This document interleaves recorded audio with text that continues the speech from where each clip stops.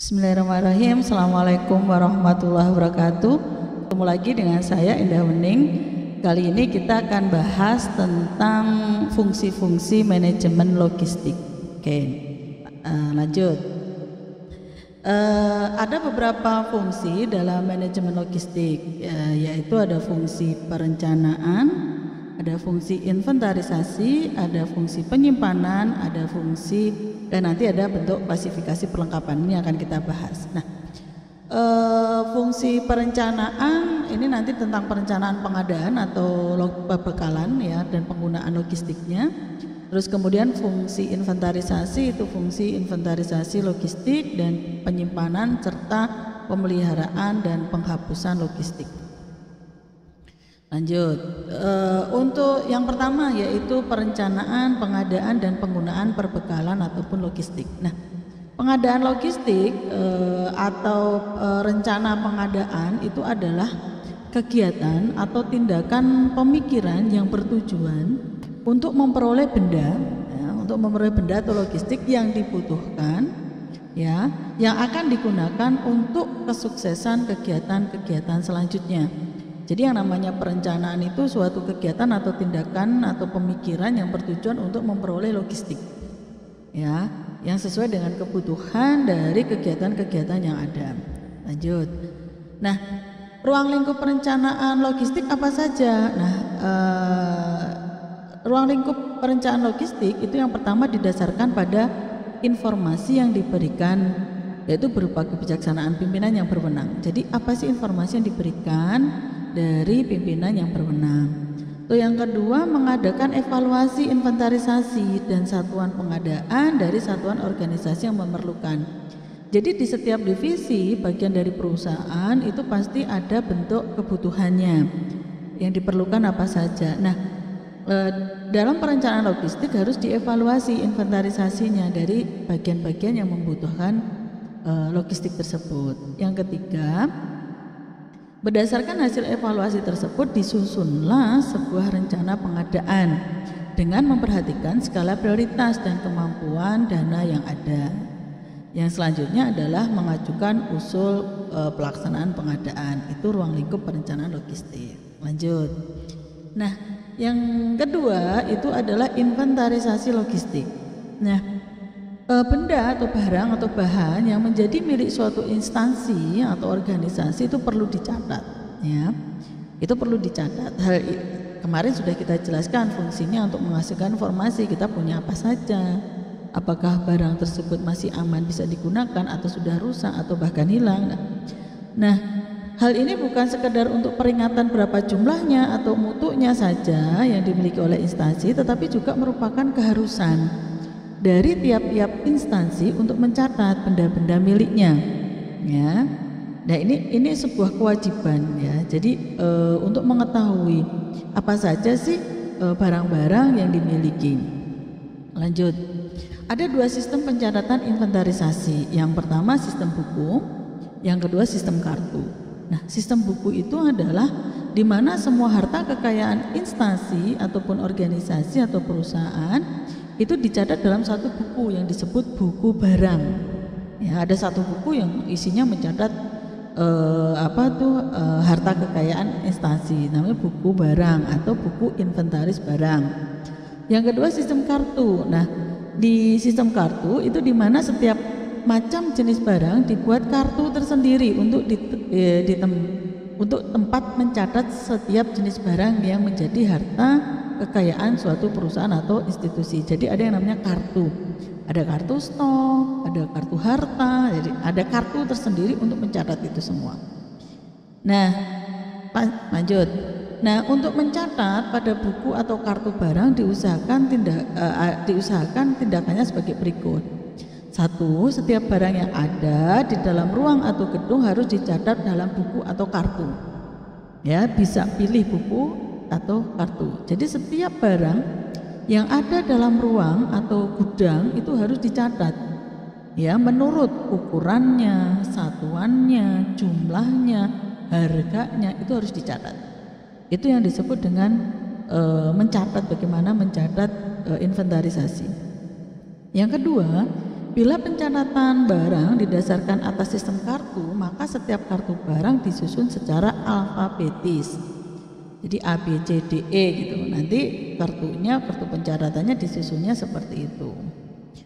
Yang ketiga, setiap hari supaya bon-bon dalam pemasukan dan pengeluaran dicatat dalam buku kartu atau buku barang. Tidak boleh menunda waktu. Jadi dicatat dalam kronologis waktu. Jadi ada urutan waktunya.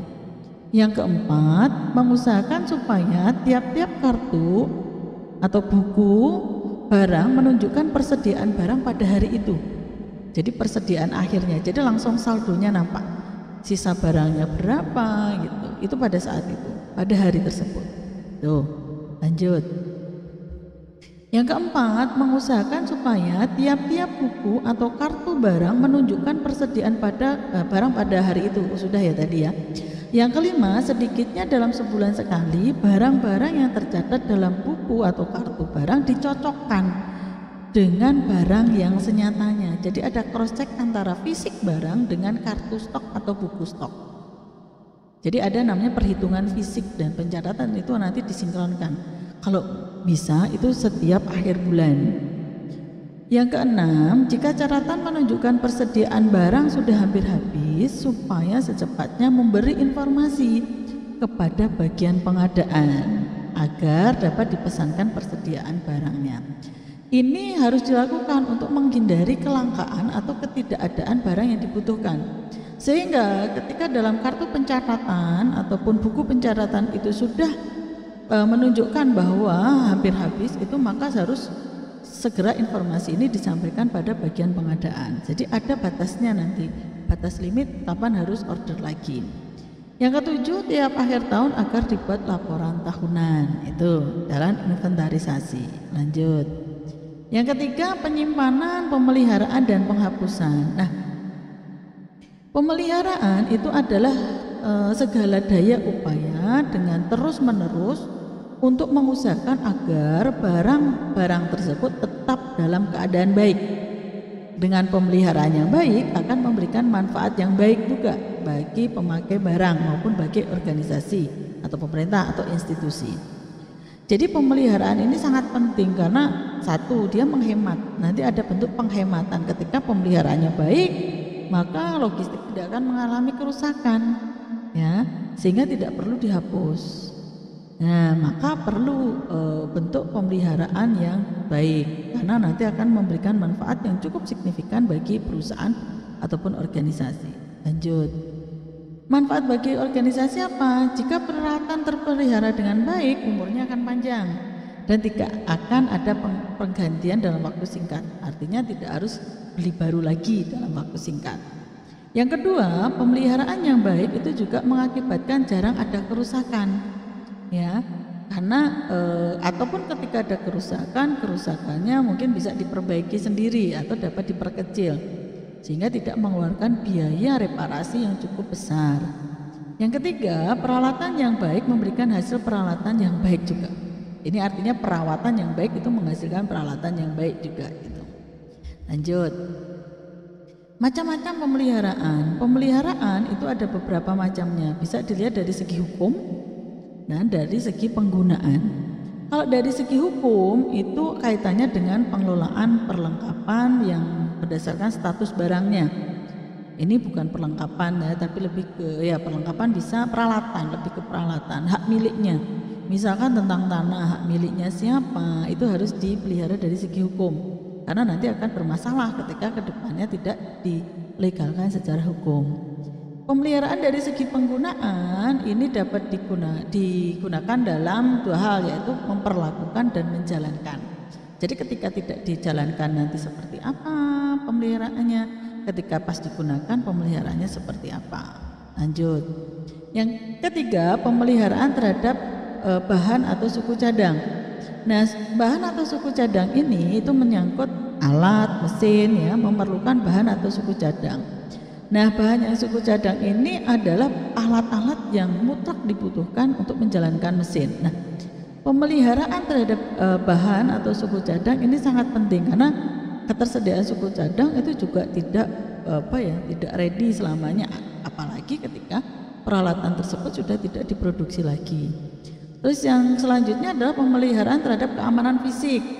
Nah, keamanan fisik itu luas lingkungannya, yaitu salah satunya adalah memudahkan penguasaan terhadap keamanan fisiknya. Jadi apa ya? Tidak mudah dicuri atau tidak mudah diganggu, disabotase seperti itu. Lanjut. Pemeliharaan terhadap irama pemakaian. Nah, irama pemakaian ini ada subjektif dan objektif. Kalau irama pemakaian subjektif itu pemakaian menurut keperluan para pemakainya. Subjektif ya, jadi pemakainya kapan gitu. Kalau objektif itu pemakaian berdasarkan sifat-sifat atau sifat-sifat dari suatu barang tersebut. Jadi dia digunakan itu sesuai dengan sifatnya gitu. Lanjut. Nah, dalam melaksanakan pekerjaan pemeliharaan itu dapat diklasifikasikan beberapa sudut ya. Ada pemeliharaan harian, jadi dipelihara per hari gitu. Biasanya kan ada bentuk misalkan kalau mobil dipanasin gitu kan, atau mesin diesel dipanasin gitu. Atau kalau ruangan atau misalnya meja dibersihkan ya kan. Itu ada pemeliharaan harian. Lanjut. Pemeliharaan berkala. Pemeliharaan berkala ini ada jangka waktunya. Ya, ada jangka waktu, misalkan alat-alat diservis pada jangka waktu tertentu, kendaraan diservis setelah berapa ribu kilometer, itu pemeliharaan berkala. Lanjut. Dari segi keamanan, jenis barang itu dibagi menjadi barang habis pakai. Jadi kalau menyimpan barang habis pakai itu seperti apa ya kan, karena habis pakai itu kan cepat digunakan gitu. Cara pemeliharaan barang tahan lama. Kalau tahan lama itu barang-barang yang umur simpannya panjang, itu dibersihkan misalnya dari debu ya, dari terus dilakukan servis berkala, terus pergantian onderdil dan segala macam. Itu ada dilihat dari jenis barangnya. Lanjut. Kalau ditinjau dari tindakan pemeliharaannya, ada yang cara pencegahan dan cara perbaikan. Kalau pencegahan itu ini menjaga biar tidak terjadi kerusakan, itu dicegah ya. Ini sebenarnya akan lebih baik ya, jadi daripada nanti diganti gitu. Untuk pemeliharaan dalam arti perbaikan itu biasanya karena terjadi kerusakan, sehingga betul namanya perbaikan. Lanjut, dari segi perawatan benda-benda itu atas benda-benda perlu diperhatikan. Karyawan dalam menggunakan benda tersebut harus berhati-hati. Jadi kadang karena karyawan itu bukan yang membeli, itu kadang menggunakannya sembarangan. Itu kadang yang terjadi. Maka harapannya adalah karyawan ini menggunakan barang tersebut secara berhati-hati. Terus kemudian juga harus diperhitungkan ketersediaan suku cadang sebagai pengganti bagian-bagian yang diperlukan. Nah, apalagi ketika peralatan-peralatan yang ada dalam perusahaan itu sudah tidak diproduksi lagi, sehingga bagaimana nanti penyediaan suku cadangnya atau service centernya itu juga harus diperhatikan dalam konteks perawatan. Pemeriksaan berkala atas benda-benda tersebut, penggantian bagian-bagiannya itu dalam jangka waktu tertentu harus diperhitungkan. Lanjut. Pemakaian zat lain sebagai pelicin, pengganti zat ya, ada pengganti zat tertentu lah. Biasanya ada zat-zat tertentu yang dipakai untuk mengawetkan. Terus apabila pengiriman barang atau benda, pembungkusan atau pengepakannya harus dilaksanakan sebaik-baiknya untuk mencegah kerusakan. Jadi pengepakan ketika pengiriman, perlindungannya itu harus sangat diperhatikan. Lanjut, klasifikasi perlengkapan kerja. Kalau dalam perlengkapan ini ada beberapa yang diklasifikasikan. Ada barang bergerak, ya, ada barang tidak bergerak. Kalau barang bergerak itu digolongkan barang-barang yang bisa dipindahkan gitu, ya, disebut barang dagangan, alat kantor, perabot kantor. Kalau tidak bergerak itu tidak mudah dipindahkan gitu, seperti rumah, gedung, tanah. Gitu. Jadi dia tidak bisa dimobilisasi dengan mudah. Lanjut, barang-barang bergerak itu bisa dibedakan tahan lama dan habis pakai. Kalau habis pakai itu cepat habis, cepat dipakai. Kalau tahan lama itu biasanya umurnya lebih dari 1 tahun atau sampai 10 tahun gitu, itu yang tahan lama. Lanjut, untuk pengertian habis pakai atas barang bergerak itu dibedakan menjadi barang yang benar-benar habis pakai musnah dalam pemakaiannya seperti bahan kimia, bensin, minyak, tanah, kertas gitu. Atau barang yang setelah dipakai hanya berubah bentuk sifat seperti semen, kayu untuk perobat kantor, perobat perabotan kantor gitu. Yang ketiga ada barang atau benda yang setelah dipakai tidak dapat digunakan, kertas, karbon, pita mesin gitu. Tinta, kalau tinta tadi masuk ke yang benar-benar habis ya. Lanjut. Nah, logistik barang itu dapat dibedakan menjadi bahan baku, barang jadi, dan bahan pembantu. Nah, bahan baku ini fungsinya untuk bahan pokok dalam menghasilkan suatu proses produksi. Sedangkan barang jadi itu untuk setelah terjadi proses produksi maka ada barang jadi dan ini barang siap dijual gitu. Untuk bahan pembantu ini juga disebut dengan alat perlengkapan. Biasanya ini untuk memperlancar proses produksi.